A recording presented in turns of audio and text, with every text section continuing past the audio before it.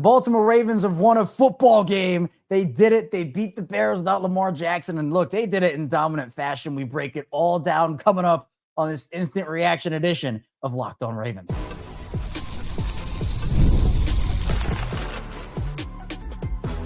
You are Locked On Ravens, your daily Baltimore Ravens podcast. Part of the Locked On Podcast Network, your team every day. You are Locked On Ravens. Welcome in to the show. I'm your host, Kevin Oestreicher of Ravens Wire, and we are here with you on the Locked On Podcast Network, your team every day. Thanks so much for being here, instantly reacting with us to the Ravens week number 8 win over the Chicago Bears. And thank you for making Locked On Ravens a part of your day and your first listen each and every single day. And thank you out there to all the everydayers. The first-time listeners, if you start in the middle, thank you as well. We have 5 days a week plus more of daily Ravens coverage and content for you, and we get to celebrate today. The Ravens have won a football game. They won a game without Lamar Jackson, and as I said in that intro, they did it in pretty dominant fashion, all things considered, at least from what we've seen this team do over their first 6 games. And we'll dive into Tyler Huntley. We'll dive into the play calling. We'll dive into the defense. We'll dive into everything here on this show. I'm really pumped and excited. And I'm excited to talk positively about this team because they deserve to be talked positively about. So we'll dive into everything. Even the special teams unit showed up, which was absolutely awesome. And we did the watch along earlier, which was great. We've, got a second win there, which was amazing. So let's do it. Let's talk about it. First, though, today's episode of Locked On Ravens is brought to you by Mazda. Like our players, we sweat every detail because when you make every move count, pulling off the unexpected is only the beginning. Stay tuned later for highlights in this week's Moving the Game Forward. Mazda, move and be moved.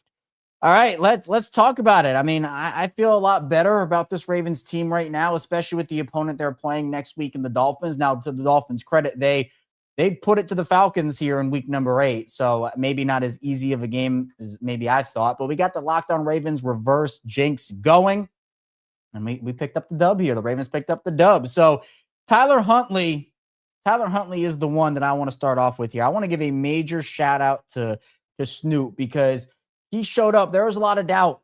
I also was kind of skeptical about this, right? I was like, Tyler Huntley, really? Can he come in? The Ravens have let him go twice.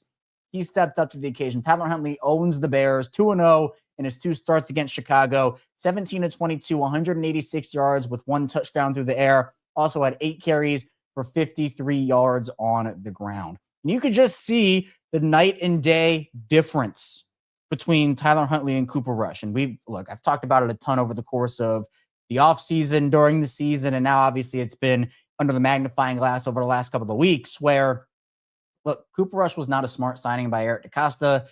I'm fine with him spending the money on a backup quarterback to, get a better guy in, but the fit was always weird, right? The fit was always weird from a system perspective.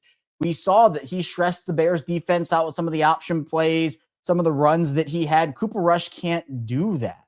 Cooper Rush cannot do that. So I love what I saw from Tyler. I also love the fact that it wasn't just short dink and dunk stuff. It was you were throwing this ball down the field a little bit. You got Rashod Bateman involved there. Mark Andrews had a big play. So, I mean, I'm excited that we got to see that version of Tyler too, a quarterback that notoriously does struggle a little bit with the deep ball. We've seen that over the course of Huntley's career. I was really happy that he was able to push the ball down the field because it kept the defense on their toes, which was really good, really exciting. And I just, I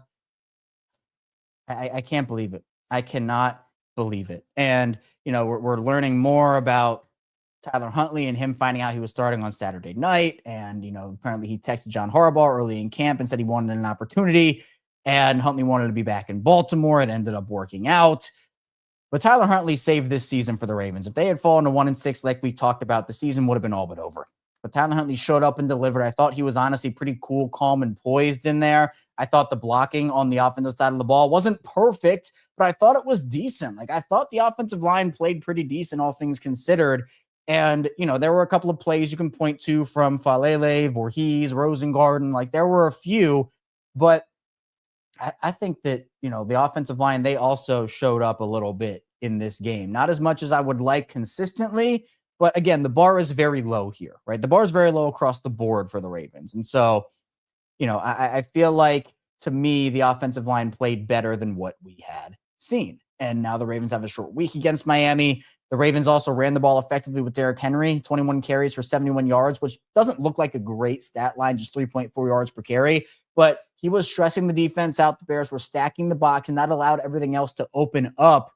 Henry had 2 touchdowns on the day as well. But Keaton Mitchell, it is blasphemy the Ravens did not play Keaton Mitchell early in the season. Because look what he can do. 4 carries for 43 yards on the day. He was active as a kick returner as well.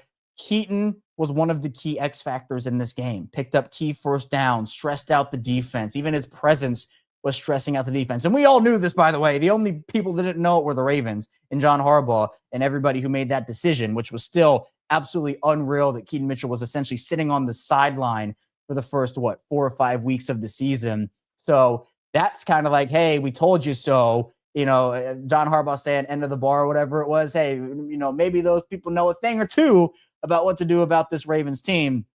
And then I see AJ in the chat. What's up, AJ? Special teams finally showed up today. It's been years. I thought this was one of the more impressive performances we saw special teams wise, which we'll talk about as the show goes on. But I did want to shout out because this, to me, it was a complete team effort win. Like, I loved everything about this game. Well, not everything, but I loved the fact that offensively, defensively, and special teams, you had 3 units that I think were playing in sync with one another. And the ultimate showing of that was that we saw Nate, or actually it wasn't even Nate to start. It was Jordan Stout with the punt to put the Bears at the 4-yard line. Nate Wiggins with the interception because the Bears were stressed out because they were backed up against their own end zone. And then Charlie Kolar stepping up, who was wide open and scored that touchdown to really open things up for the Ravens in this game, which I loved it. I loved that we saw a complete team effort.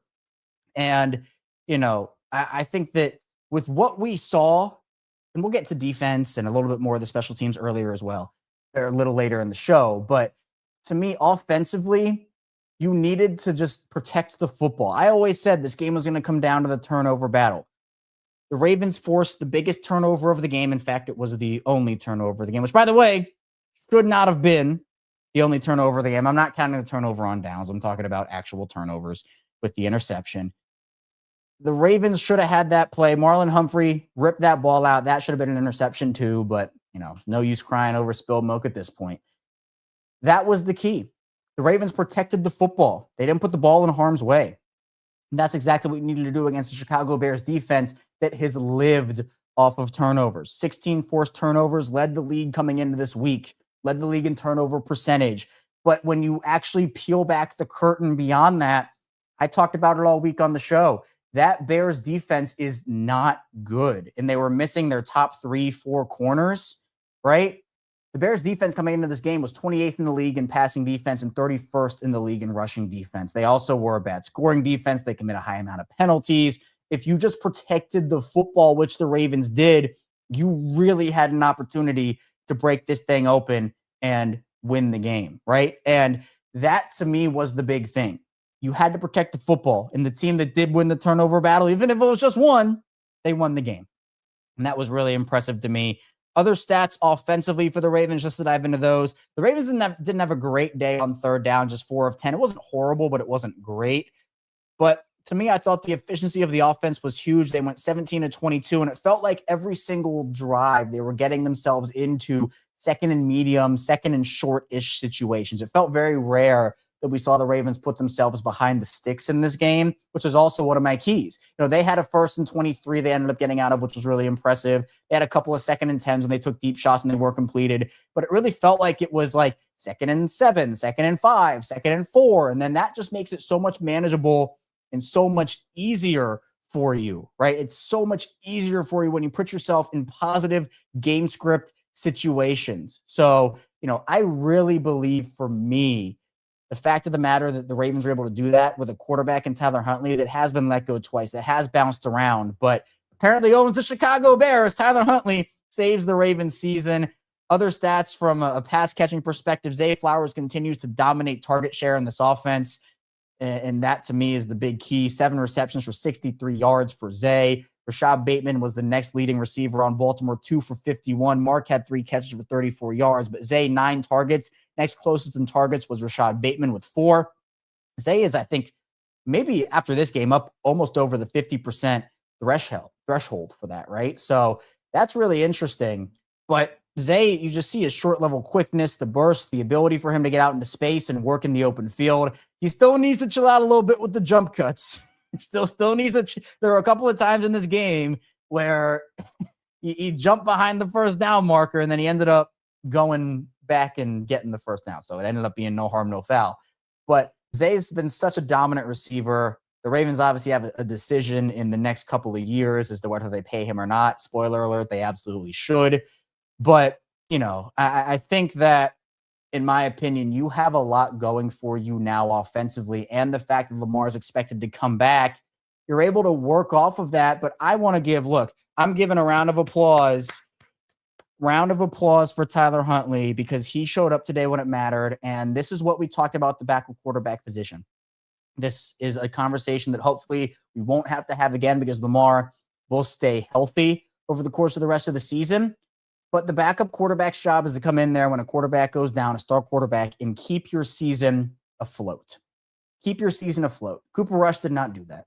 He went 0-2. You need to put Lamar Jackson in a situation where he can come back and the team can still be in the hunt. If they had fallen to 1-6, that would not have been the case. But 2-5, hopefully 3-5 after Thursday night, is a much better position to be in. So I can't say enough good things. Again, it feels so good to talk about this team in a positive light because we do that here on Locked On Ravens. When the team deserves to be talked about in a positive light, we do it. When they deserve to be criticized, we do it. It's about objectivity here for me on Locked On Ravens, and I can't say enough good things about this team. Are there things to work on still? Absolutely. This wasn't a perfect game from the Ravens, but I thought that the bend don't break was really impressive, and that's something they were just breaking over and over and over and over again. But in the red zone, when it mattered on some of those early drives, John Harbaugh talked about it after the game I saw, holding the Bears to field goals in their first 2 drives like they did was massive in terms of momentum, in terms of actual the game flow and game script. And the Ravens, 6 penalties for 45 yards, that's not wonderful. You'd like to cut it down to maybe 3 or 4. But the Bears had 11, and the Ravens took advantage of what the Bears could not do. They took advantage of the Bears' mistakes, and that's something that other teams have been doing to the Ravens over the course of most of this season so far. And this was a pretty even game time of possession-wise, 30-30 for the Ravens, 29-30 for the Bears. So literally right even right there for you. So it's really exciting the Ravens are able to pull off this win and sets up, I think, what can be a comeback. Again, is it likely? Maybe not. Is it possible? It absolutely is. So coming up in the second part of the show, we will dive into Tyler Huntley a little bit more, but more so on the defensive side of the ball, because I thought I saw so much good from that defense, particularly with what they did with pressures and blitzes. So be sure to stay tuned. We have plenty coming your way on this instant reaction edition of Locked On Ravens. First, the show is brought to you by FanDuel. The NFL season is here, and FanDuel has an offer you don't want to miss. Right now, new customers can bet just $5. You get $300 in bonus bets if you win. That's right. Pick a bet, put down $5, and if it hits, you'll unlock $300 in bonus bets to use across the app. Now, I love how FanDuel gives me so many ways to play. I've built parlays, tried player props, and even follow the live lines during games, and it makes watching football even more exciting when you've got a little something riding on the action. Whether you're a casual fan or love diving into the stats, FanDuel makes the game day experience so much better. And hey, for this Ravens and Bears game, if you had the Ravens, you're living large. And also maybe you had Charlie Cole or anytime touchdown. Maybe you wanted to go a little bit in on that action. If you had that, you're probably feeling pretty good over on FanDuel. So what are you waiting for? Visit FanDuel.com to download the FanDuel app today and get started. And the show was brought to you by Rippling. If you're a business owner, here's the truth. SaaS promised to make work easier, but now the average company is buried by hundreds of apps that slow down your teams and simply don't work together. That's not SaaS, that's SAD, software as a disservice. That's why you need Rippling. Rippling is the unified platform for global HR, payroll, IT, and finance all in one place. They've helped millions of businesses replace a mess of disconnected tools with one system designed to give leaders clarity, speed, and control by uniting your employees, teams, and departments in one system.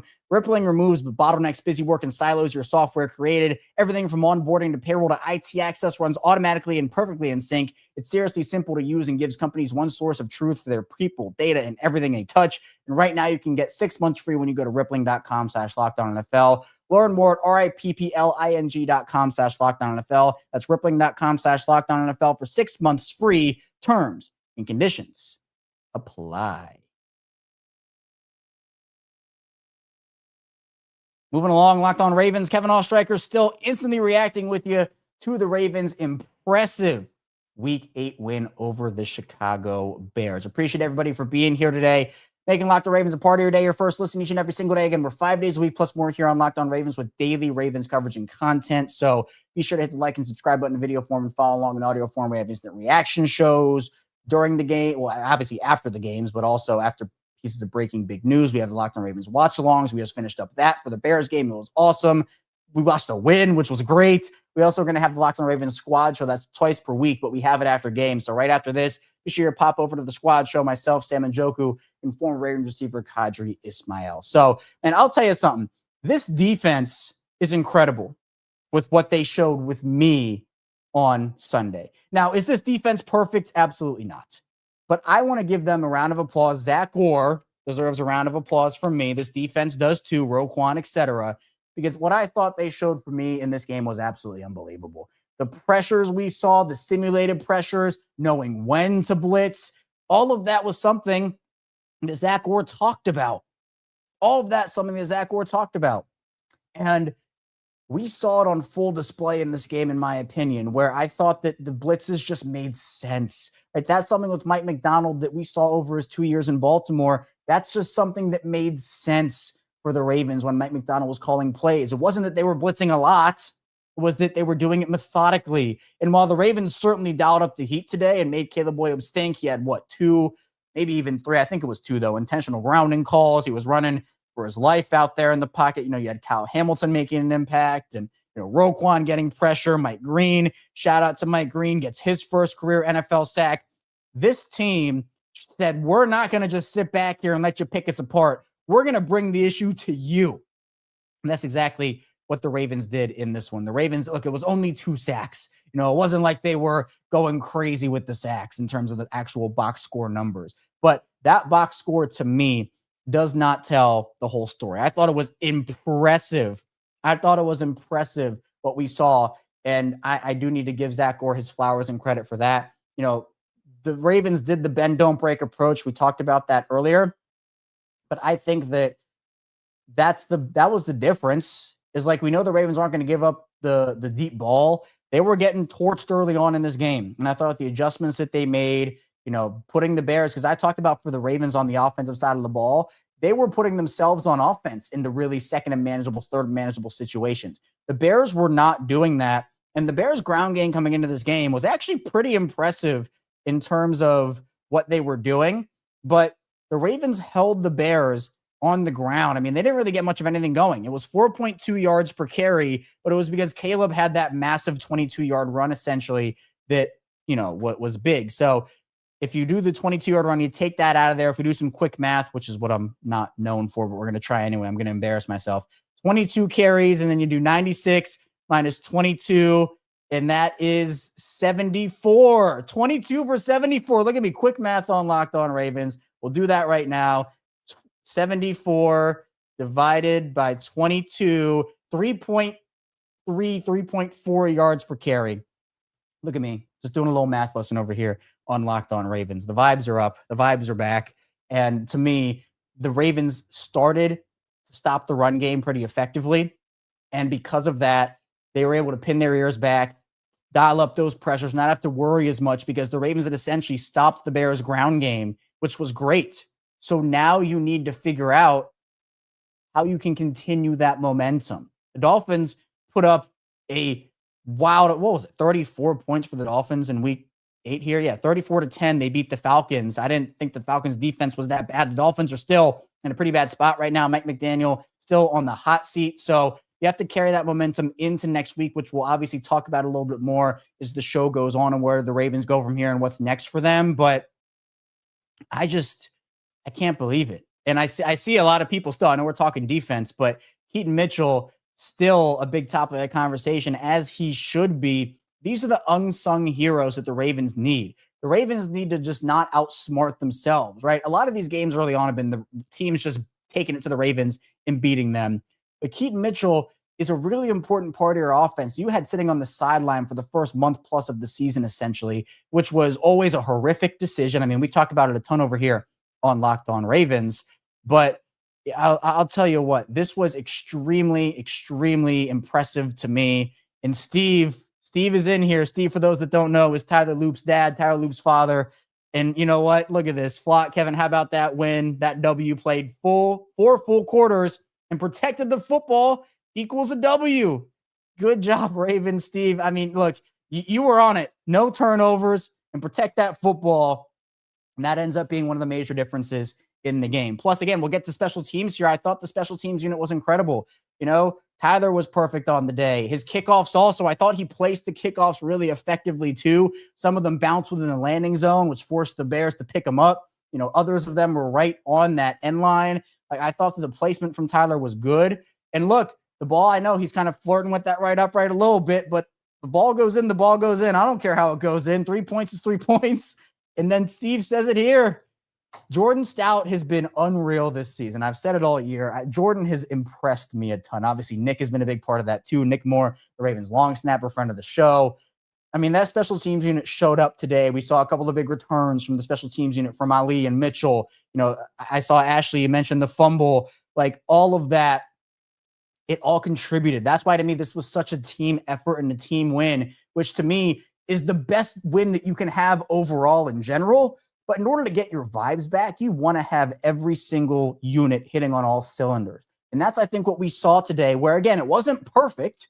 No game is going to be perfect. There are still things they need to work on. But to me, this is a game where you can take that momentum into a 3-game road stretch, into a short week, which are always tough regardless. You know, short weeks can always get weird. But at this point, I'm really excited for the potential because I think that they should. I'm not saying they're going to because you got to play the game, but I think that they should beat the Dolphins. I think they should.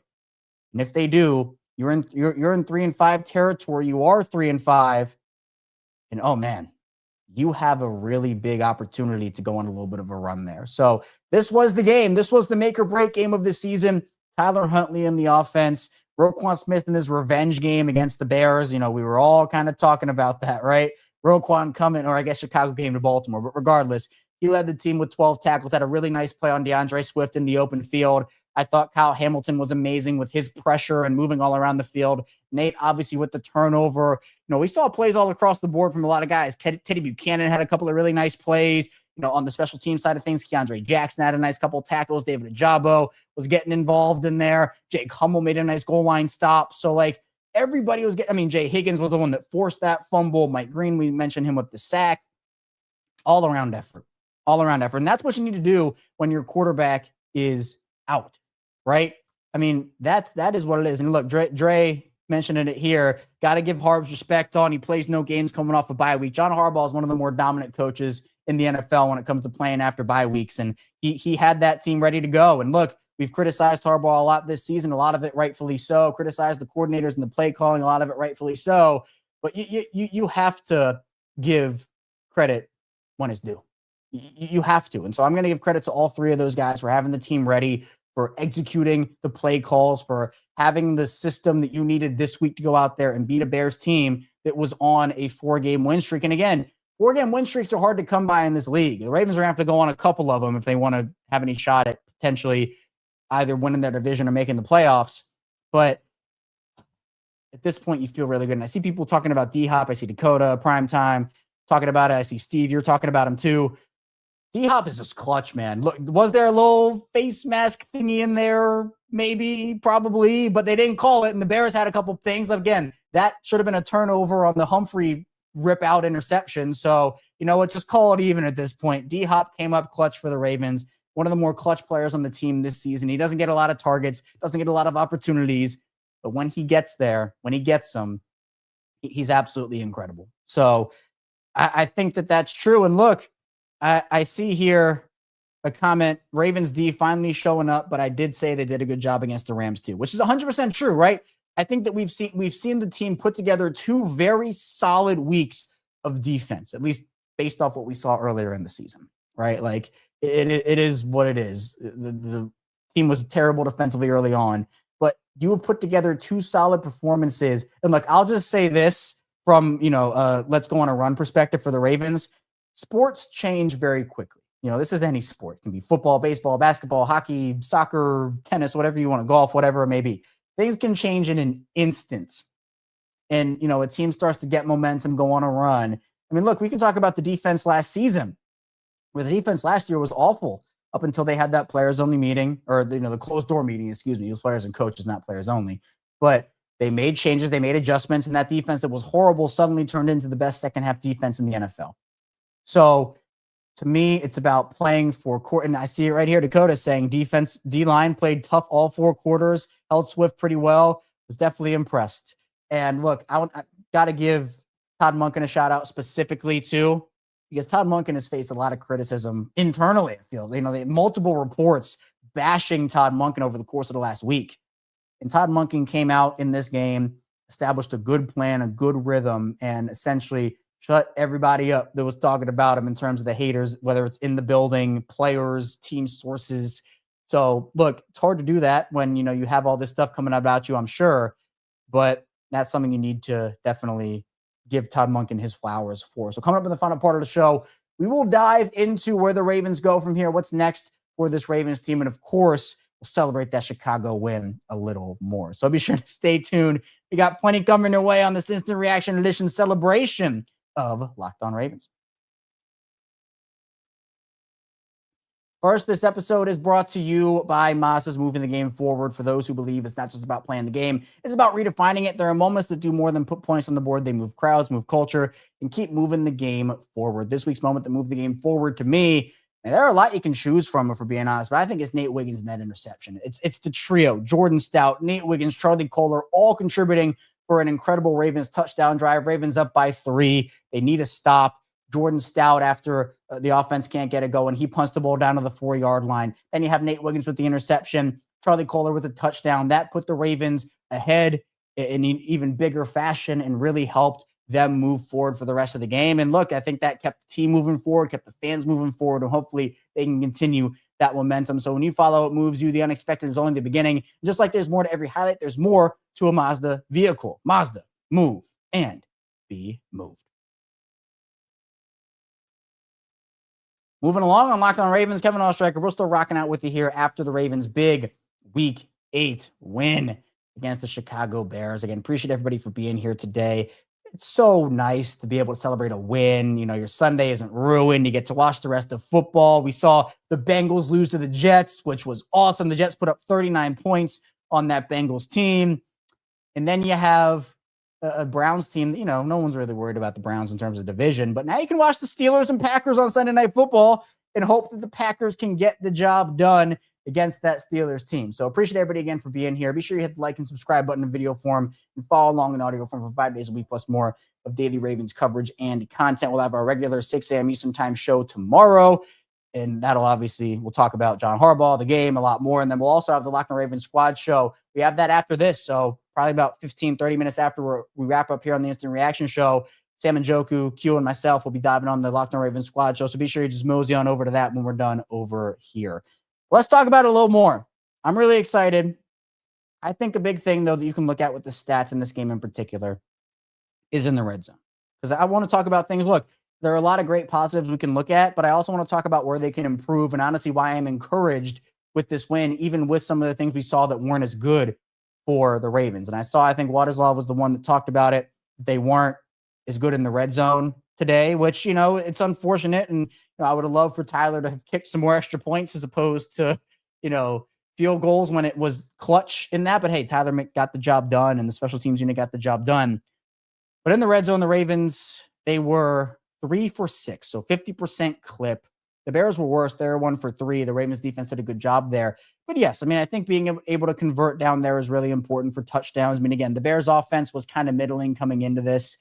The Bears offense, and again, they're going to face some offenses that are either middling or not great over the next month or so. So that will give the Ravens opportunities to, even if they do struggle a little bit in the red zone, be able to go out there and still have shots to win these games. But again, it was about taking advantage of mistakes, which I thought was really, really good for them. I mean, this game was practically even in a lot of this. The Bears, I'm looking ahead to next week. The Bears and the Ravens both had 9 total drives. They both averaged 6.0 yards per play. Again, I mentioned just a 30-second time differential in terms of time of possession, but it was the mistakes that the Bears put on the field and the opportunities the Bears could not convert on that the Ravens were able to convert on themselves. And that was the really, really big one. And look, I see Dre Dog talking about it.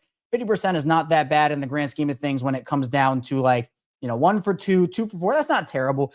3 for 6, you have 6, you leave 3 opportunities on the board. I think that's where, essentially every time it goes up in the 50% category, so 1 for 2, 2 for 4, 3 for 6, 4 for 8, it gets a little worse and worse and worse. But overall, the number 50% is not bad in general. I'm just saying that they did leave multiple opportunities on the board. That's all I'm saying with that. And actually, I saw Primetime Bears Twitter, or Bears fans are begging for Caleb Williams to be benched on Twitter. And that's the thing, too. I mentioned this on the watch along, but Caleb Williams had not played very well coming into this game. He had struggled for the last couple of weeks. And I'm very glad the Ravens defense did not let him turn into Superman. Because remember, that was the thing early on, right? It was, hey, if you need a get-right game, if you're struggling a little bit as a player, as a quarterback, come on in and play the Ravens. They'll get you right. Not the case this time. Not the case this time, which I'm really excited about personally. Now you move ahead to the Dolphins, who, again, I mentioned, they beat the Falcons down a lot.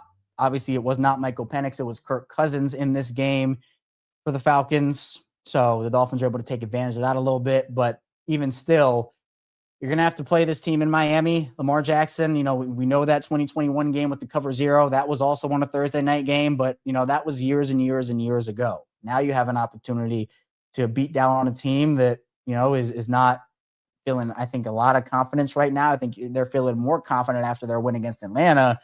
But that, let's just look at the Ravens schedule here quickly, because you have the Dolphins and you have another mini bye. It's an opportunity to, again, kind of rest up, get yourself right. So short week's going to be tough for sure. But then you have that Ravens and Dolphins game followed by the Ravens and Vikings game on November 9th. You're traveling to Minnesota to play that one. Then you play the Browns again. Then it's the Jets, the Bengals, the Steelers. Then you have a couple of tough ones to end your season. I mean, the Bengals are another one, but then you have Patriots, Packers back-to-back, which is going to be a really tough stretch, followed by the Steelers in Pittsburgh to end the year. So if the Ravens, let's cut off the last 3 games, Patriots, Packers, and Steelers. 1, 2, 3, 4, 5, 6, 7 games before that one. If you can go 6-1 in your next 7 games, that leaves you hopefully in an opportunity to go 2-1 in your last 3, and that would get you to 10-7.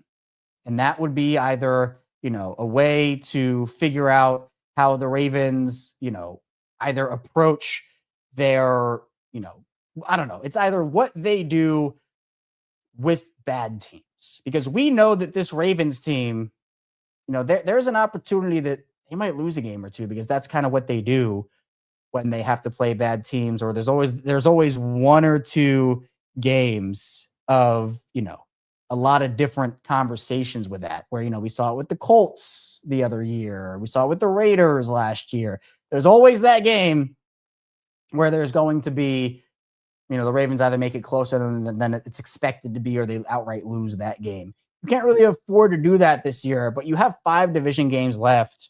I mean, maybe you have an opportunity. If you win 6 straight, 7 straight going into those final 3 games, you're setting yourself up for success. And with the way this division looks right now, I mean, the Bengals, that defense is atrocious. I mean, look, Joe has come in there and done his thing, but the defense is awful. Pittsburgh, they always start really strong and then come in and, they falter. What they start? They started 2020, 1 or 2022.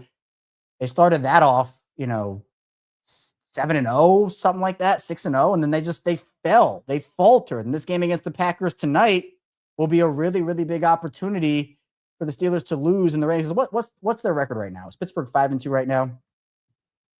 They 5-2 right now. They are 4-2. All right. So hey, look, if the Pittsburgh Steelers lose this game, you're 4-3, 3-4, No, wait, hold on. This isn't updated, I don't think. I think this is updated. Let's go to division. Let's get the real updated standings here. Here we go. So Pittsburgh is 4-2. They could be either 5-2 or 4-3.